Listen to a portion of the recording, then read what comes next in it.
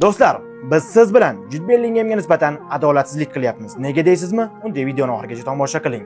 Biz siz bilan Erling Haaland, Kylian Mbappe, Leo Messi, Harry Kane haqida juda ko'p gapiryapmiz. Ayniqsa, Harry Kane qanday qilib Angliya terma jamoasini yelkasida keyingi bosqichga olib chiqayotgani va boshqalar haqida bot-bot aytib o'tyapmiz.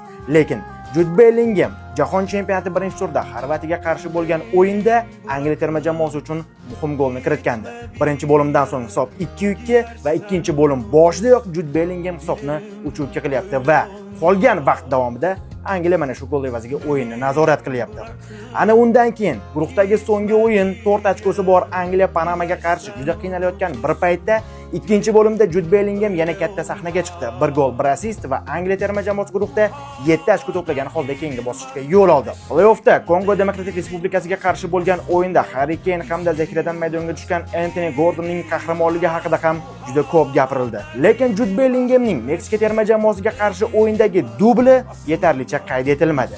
Ya'ni mana shu dubl evaziga aslida Angliya terma jamoasi chorak finalga yo'l olgan. Vaholanki, aynan mana shu gol evaziga Angliya terma jamoasi chorak finalga yo'l olgandi.